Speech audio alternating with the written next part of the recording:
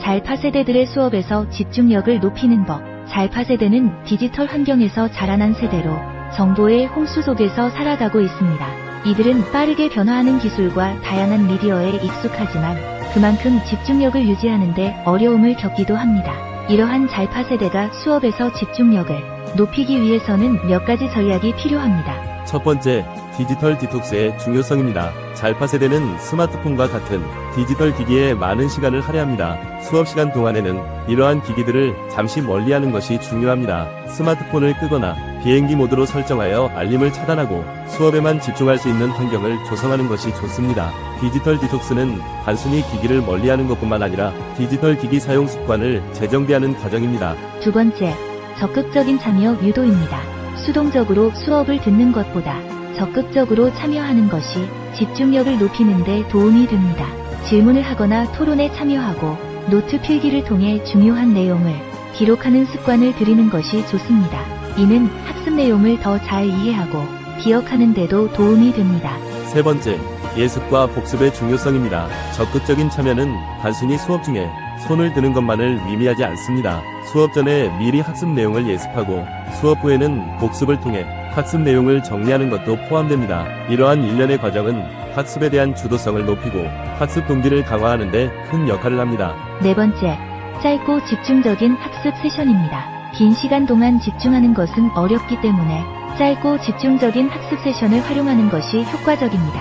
예를 들어 25분 동안 집중하고 5분 동안 휴식을 취하는 포모도로 기법을 사용할 수 있습니다. 이러한 방식은 집중력을 유지하고 피로를 줄이는 데 도움이 됩니다. 다섯 번째, 포모도로 기법의 활용입니다.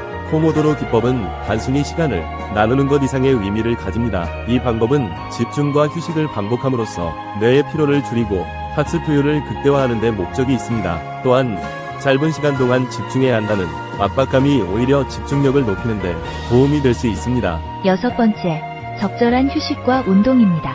집중력을 유지하기 위해서는 적절한 휴식과 운동이 필수적입니다. 수업 중간에 짧은 스트레칭이나 산책을 통해 몸을 움직이면 다시 집중력을 회복하는 데 도움이 됩니다. 또한 충분한 수면을 취하는 것도 중요합니다. 일곱 번째, 운동의 중요성입니다. 운동을 통해 뇌에 산소와 영양분이 공급되면 뇌의 기능이 향상되고 집중력과 기억력이 개선됩니다. 또한 규칙적인 운동은 스트레스를 줄이고 기분을 좋게 하는 호르몬인 엔도르핀의 분비를 촉진하여 전반적인 정신 건강에도 긍정적인 영향을 미칩니다. 여덟 번째, 명확한 목표 설정입니다.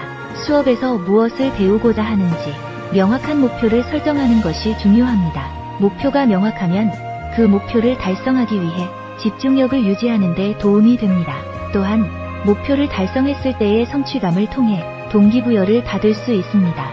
아홉 번째, 구체적인 계획 세우기입니다. 목표 설정은 단순히 학습 목표를 정하는 것에 그치지 않습니다. 구체적이고 실현 가능한 목표를 설정하고 이를 달성하기 위한 구체적인 계획을 세우는 것이 중요합니다. 예를 들어 이번 수업에서 이론 A를 완벽히 이해하겠다는 목표를 세우고 이를 위해 필요한 자료를 미리 준비하거나 수업 후에 복습 시간을 가지는 등의 계획을 세울 수 있습니다. 열 번째, 학습 환경 조성입니다.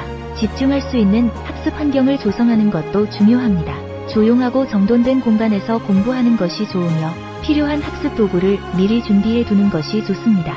또한 편안한 의자와 적절한 조명을 갖춘 환경에서 공부하는 것이 집중력을 높이는 데 도움이 됩니다. 11번째, 학습 공간 정리입니다. 학습 환경은 단순히 물리적인 공간만을 의미하지 않습니다. 학습에 방해가 되는 요소들을 최소화하고 학습에 필요한 모든 것을 미리 준비해두는 것도 포함됩니다. 예를 들어 공부를 시작하기 전에 필요한 책이나 노트, 필기도구 등을 미리 준비해두고 공부 중간에 일어나지 않도록 간식을 준비해두는 것도 좋은 방법입니다. 12번째, 마인드풀니스 연습입니다. 마인드풀니스는 현재 순간에 집중하는 능력을 키우는 데 도움이 됩니다. 간단한 호흡 운동이나 명상을 통해 마음을 차분하게 하고 현재에 집중하는 연습을 할 수 있습니다. 이는 수업 중에도 집중력을 유지하는 데 큰 도움이 됩니다. 13번째, 일상 속 마인드풀니스입니다. 마인드풀니스는 단순히 명상이나 호흡 운동에 그치지 않습니다. 일상생활 속에서 현재 순간에 집중하는 연습을 통해 수업 중에도 더 쉽게 집중할 수 있게 됩니다. 예를 들어 아침에 일어나서 잠시 호흡을 가다듬고 하루 동안 해야 할 일들을 차분히 정리하는 시간을 가지는 것도 좋은 방법입니다. 결론입니다. 잘파 세대가 수업에서 집중력을 높이기 위해서는 다양한 전략을 활용하는 것이 중요합니다. 디지털 환경에 익숙한 이들이지만 오히려 디지털 기기에서 벗어나고 적극적으로 참여하며 명확한 목표를 설정하는 등의 방법을 통해 더 나은 학습 경험을 할 수 있습니다. 이러한 전략들은 잘파 세대가 학습에서 더 큰 성취를 이루고 집중력을 높이는 데 큰 도움이 될 것입니다. 감사합니다.